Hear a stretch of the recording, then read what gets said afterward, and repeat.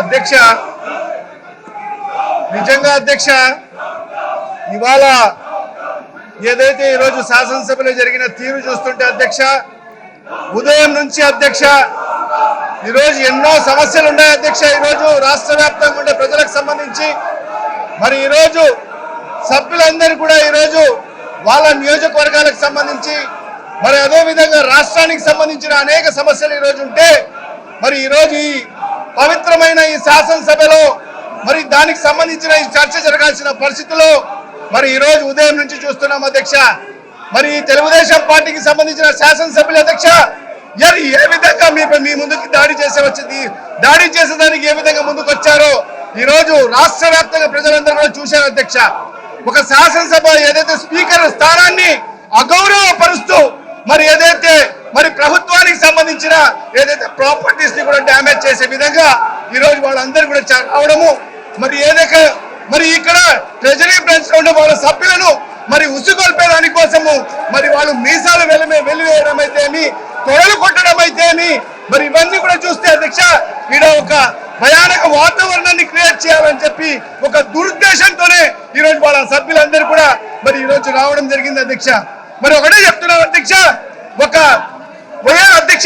ఒక అవినీతి పరుడు అధ్యక్ష మరి ఈరోజు జైల్లో ఉంటే అధ్యక్ష మరి దాన్ని కూడా ఈరోజు ఏదైతే వీళ్ళందరూ సభ్యులందరూ కూడా గొడవ చేసేదానికి ఈరోజు ప్రయత్నం చేస్తున్నారు అధ్యక్ష.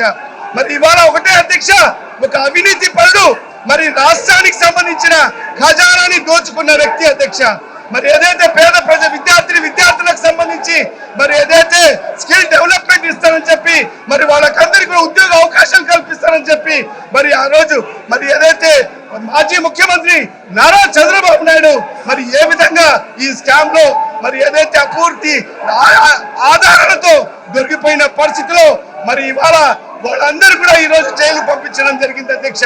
మరి ఇవాళ జ్యుడిషియల్ లో ఉన్న సందర్భంలో మరి ఇవాళ వాళ్ళందరూ కూడా ఏ రకమైన ఇది చేస్తున్నారో మనమందరూ కూడా రాష్ట్ర ప్రజలందరూ కూడా గమనించాల్సిన అవసరం ఎంతైనా ఉంటుంది అధ్యక్ష.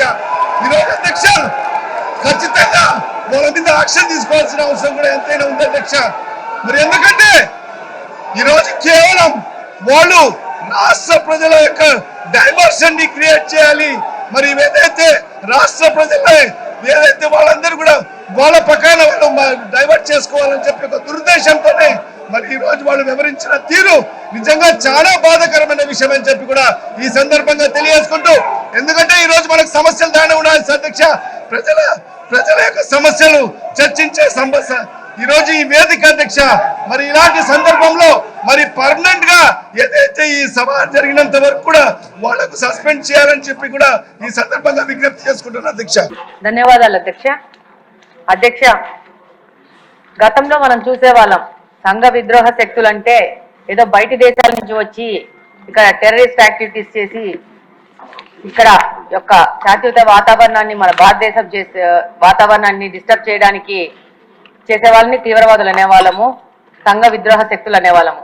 కానీ 2019వ సంవత్సరం నుంచి దీని అర్థం మారిపోయింది. గత పాలకులు గాంజా అనే మత్తు పదార్థాన్ని రాష్ట్రం మొత్తం తీసుకొచ్చి ప్రజల మీద దాడులు అనేది పెరిగిపోయాయి. ఈ గాంజా సేవించిన వాళ్ళు సామాన్య ప్రజల మీద దాడులు చేయడము, వాళ్ళని ఇబ్బందులు గురి చేయడం జరుగుతూ ఉంది.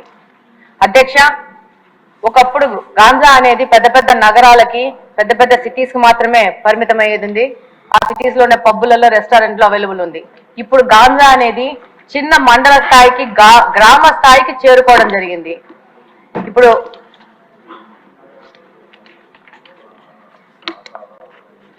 ఈరోజు మామూలుగా తిరుగుతా ఉంటే ఈ గాంజా ఇంత ఎక్కువైపోయింది ఏమని మాట్లాడుతుంటే స్టూడెంట్స్ అడుగుతా ఉన్నారు, మాకు గాంజా ఎక్కడ దొరుకుతుందో తెలిసినప్పుడు దీన్ని కట్టడి చేయాల్సిన పోలీసులకు తెలియదు అది ఎక్కడ దొరుకుతుందో అని చెప్పేసి.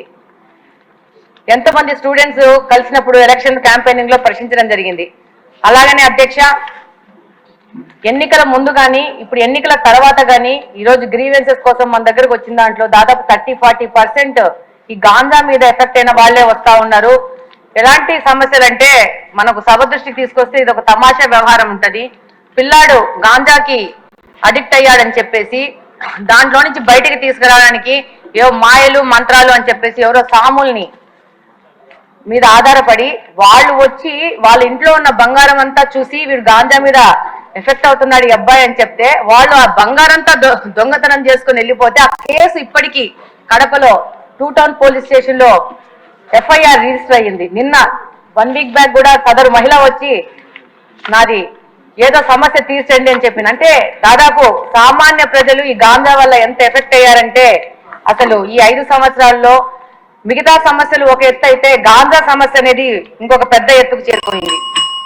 అలాగనే అధ్యక్ష, ఈ గాంజా సేవించిన వాళ్ళు సామాన్య ప్రజల మీద షార్ప్ ఆబ్జెక్ట్స్, ఇందాక హోమ్ మినిస్టర్ గారు అన్నట్టు బ్లేడ్ బ్యాచ్ అంటారు, వాళ్ళు అది బ్లేడో షార్ప్ ఆబ్జెక్టో చిన్న నైఫ్ లో తెలియదు కానీ ఆ గాంజా మత్తులో వాళ్ళకి అంతకు ముందు ఏదన్నా వాళ్ళతో ఏదైనా గొడవలు జరిగినా కానీ ఏమి జరిగినా కానీ ఏ విధమైన ప్రొవొకేషన్ లేకున్నా కూడా వాళ్ళని అటాక్ చేయడము, వాళ్ళ మీద దాడులు చేయడము, దాదాపు వాళ్ళకి ప్రాణం మీద ప్రమాదం వచ్చే లాగా దాడులు చేస్తా ఉన్నారు. రంజాన్ మాసంలో కడప నియోజకవర్గంలో ఒక మసీదు నుంచి రాత్రి 11 గంటలకి నమాజు చేసుకొని బయటికి వస్తుంటే వచ్చిన పిల్లోని అసలు without any notice sharp object తీసుకొని కొయ్యడం జరిగింది. అబ్బాయికి దాదాపు రిప్స్ లో దాదాపు 3-4 ఇంచెస్ లోపలికి వెళ్ళి హైదరాబాద్ అపోలోకి తీసుకొచ్చి దాదాపు 20 రోజులు పెట్టి దాదాపు 5-6 లక్షలు ఖర్చు అయిందని కూడా చెప్పారు. చెప్తున్నాను. అయితే దాని మీద పోలీసు వాళ్ళకి దగ్గరికి వెళ్తే చాలా నామినల్ దొమ్మి కేసు, చిన్న 2 మనుషులు కొట్టుకుంటే జరిగిన గొడవలాగా కేసు రిజిస్టర్ చేశారు. అది గత ప్రభుత్వం వైసీపీ ప్రభుత్వ హయాంలో జరిగింది. ఇలాంటి కేసెస్ చాలా ఉన్నాయి పోలీస్ డిపార్ట్మెంట్ దగ్గర. వాటన్నిటిని కూడా మళ్ళీ చెక్ చేసేసి వాటిని సరైన FIR రిజిస్టర్ చేసి వాళ్ళకి న్యాయం చేయాలని కోరుకుంటున్నాను. అలాగనే ఈ గాంజా మీద ఒక స్పెషల్ టాస్క్ ఫోర్స్ ఏర్పాటు చేసి ప్రత్యేకంగా మీకు అవసరం ఉంటే నాకంత తెలియదు కాబట్టి స్పెషల్ గా రిక్రూట్ చేసుకునైనా కూడా దీని మీద ముందుకు పోవాల్సిన అవసరం ఎంతగానో ఉంది. లేకపోతే సమాజం మొత్తము పాడైపోయే ప్రమాదం ఉంది. ధన్యవాదాలు అధ్యక్ష.